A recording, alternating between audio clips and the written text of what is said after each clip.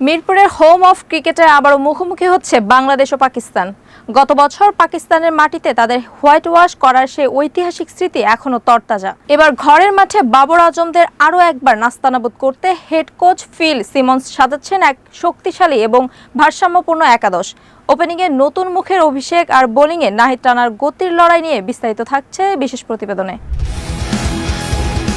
পাকিস্তানের বিপক্ষে প্রথম টেস্টের একাদশে ব্যাটিং ও বোলিং উভয় বিভাগেই বড় চমক রাখতে চাইছে টিম ম্যানেজমেন্ট। ওপেনিংয়ে অভিজ্ঞ সাদমান ইসলামের থাকা প্রায় নিশ্চিত।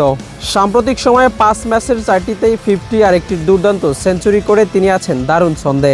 তবে বড় চমক আসতে পারে তার সঙ্গী হিসেবে।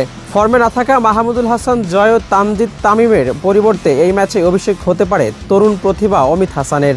প্রথম শ্রেণীর ক্রিকেটে 11টি সেঞ্চুরি আর 3650 রান করা অমিতের উপর ভরসা করছে নির্বাচকরা। 3 নম্বরে অধিনায়ক নাজমুল হোসেন শান্ত এবং 4-এ অভিজ্ঞ মমিনুল হক সৌরভ সামলাবেন টপ অর্ডার।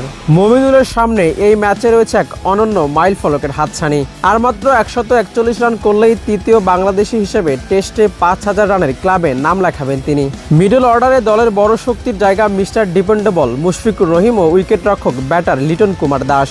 বিশেষ করে পাকিস্তানের বিপক্ষে লিটনের 2টি করে সেঞ্চুরি ও হাফ সেঞ্চুরি রেকর্ড টাইগারদের ব্যাটিং লাইন আপকে বাড়তি সাহস যোগাচ্ছে।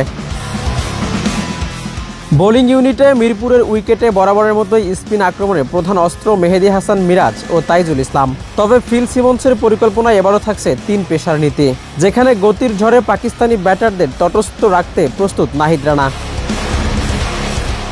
তার সঙ্গী হিসেবে অভিজ্ঞ তাসকিন আহমেদ এবং বামহাতি পেসার শরীফুল ইসলামের থাকা প্রায় নিশ্চিত।